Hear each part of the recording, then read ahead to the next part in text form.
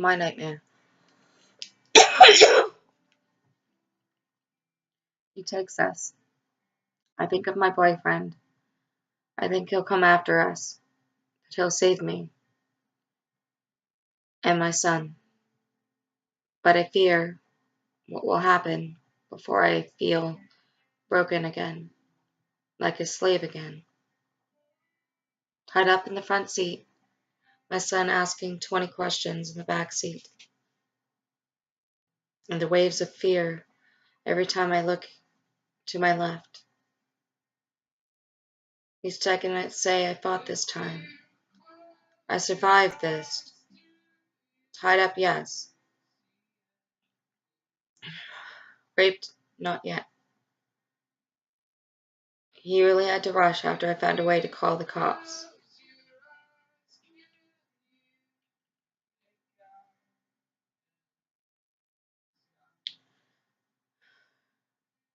I pray that we will be stopped every time a cop car passes. I try to scream, but he hurts me with a taser every time. He laughs as my son begs him not to hurt me.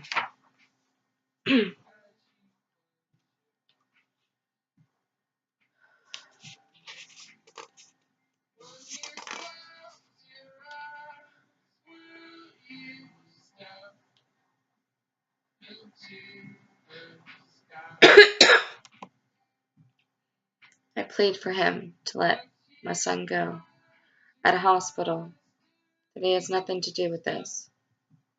Every time I beg, he tasers me, a reminder that he is in charge. I look out the window and try to keep track of our surroundings, but it's dark now. So instead, I study the smell of the air. Are we close to water? Do I smell pine or cedar? I have to save my son. My mind wanders to my boyfriend again. Is he in the car right now, searching for us? He only tied my wrists so I could walk, I assumed. We reached a campsite, and I could smell that we were near water. Knowing the pain of the taser, I stayed silent and walked alongside him and my son into what clearly was an abandoned cabin.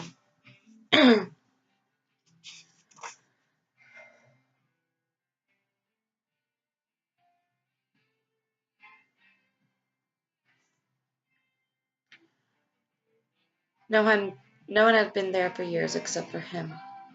The flick of a generator switch. He then pushed me and my son into the cabin. He takes my son away from me. I fight him the whole time until he punches me in the face a lot, till I couldn't stand up anymore. My head hurt as he locked my son in a room. He was heading for me.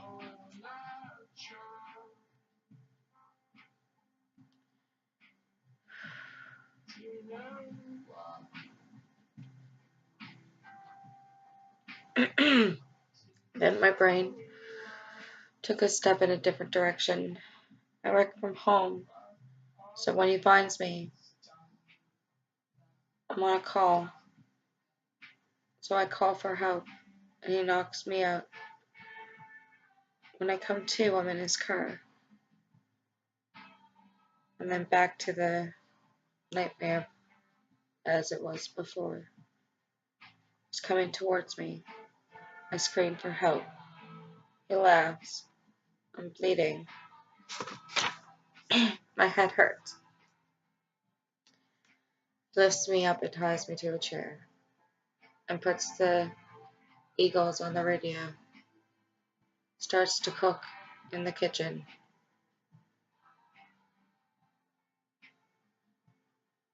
I start to scream. My head hurts. I'm still bleeding. It's a bad head wound. Hold this to your head. He throws me a bag of peas. I say his name. If he won't let me go, please let my son go.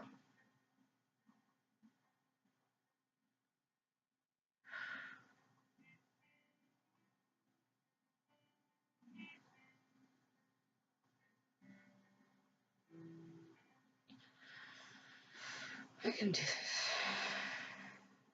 Do this. I can do this. Alright.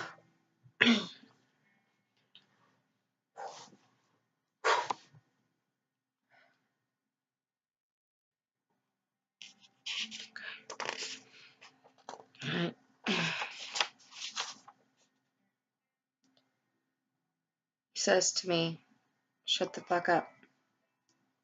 You already sound like a fucking retarded broken record.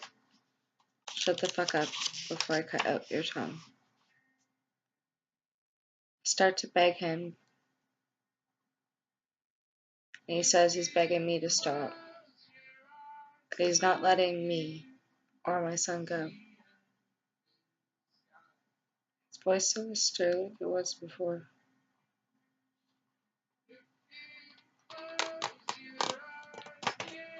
With my legs tied to a chair, and my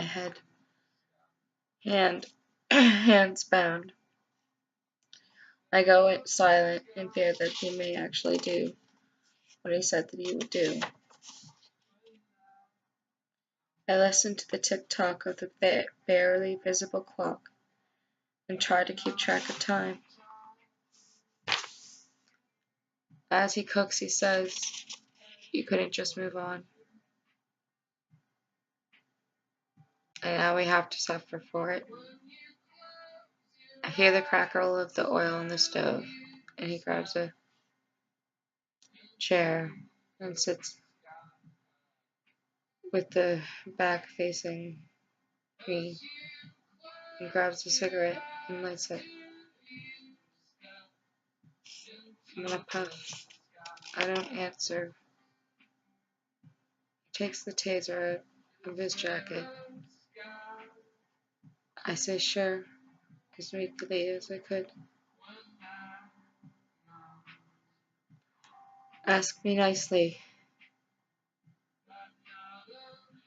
I say please. He passes me the smoke, and he tasers me as I inhale, causing me to choke on the cigarette smoke.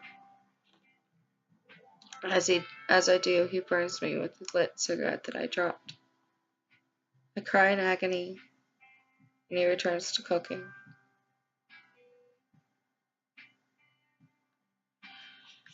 I can't do any more tonight. I will read more tomorrow. Make a start by where we left off. Thank you, readers and watchers or whatever.